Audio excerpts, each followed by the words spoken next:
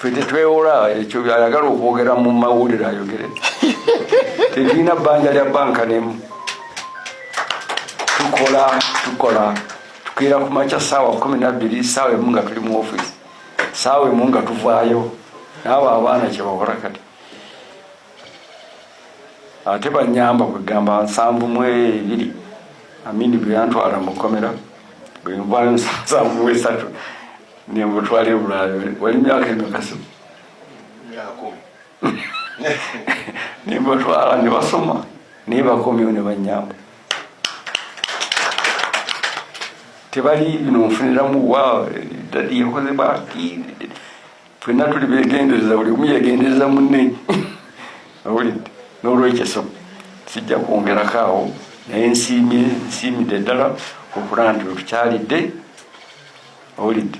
Nenga mbaddewo lwa Buganda ne ku lwange n'ebintu bingi abasinga obungi wano tebabimanyi naye saagala kubireeta. Mwe munasoma mu kitabo kya Nabagereka agamba nti bamusanga wange waka.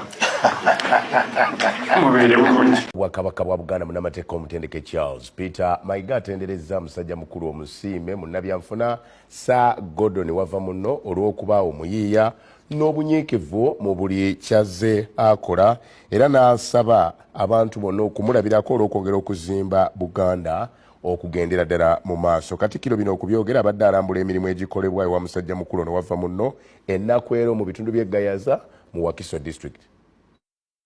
Katikkiro wa Buganda Charles Peter Mayiga n'abamu ku baminisita ba Kabaka akedde ennaku ero Gayaza ku ffaamu y'omusiime wa Kabaka Sir Gordon Wavamunno kwakolera emirimu gye.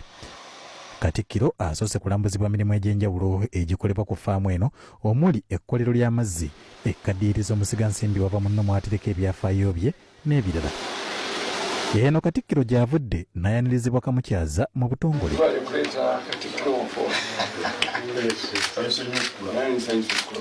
Wavamunno yeebazizza nnyo Katikkiro n'Obwakabaka bwa Buganda olw'okumulambula n'okulaba emirimu egimu gy'azze akola n'agamba nti olugendo lwe terubadde lwangu. Nsiimidde ddala okulaba nti tukyalidde naye nga mbaddewo lwa Buganda ne ku lwange.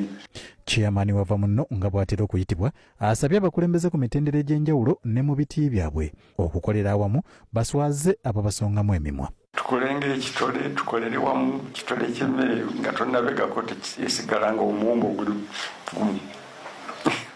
Era bw'ogenda okulya toyinza guteeka mu kamwa gonna. Wavamunno abuulidde Katikkiro nti akozesa abantu abasoba mu 400 mu kampuni ze ez'enjawulo naye ekisinze okubakuuma nga bali wamu bwe bwesigwa. Lwaki twesigaŋŋana ebikwata ku kampuni buli omu yeebuuza ku munne buli omu n'ebikwata ku mirimu gyamu tuyinza kwebuuza ku buli omu naye waliwo obusuubira nti bandikuyambireko. Katikkiro Charles Peter Mayiga atendereza omusiime Wavamunno olw'emirimu amakula gy'azze akola mu kaweefube w'okuzza Buganda ku ntikko maaso moogi kyeyava amulengera n'amusiima.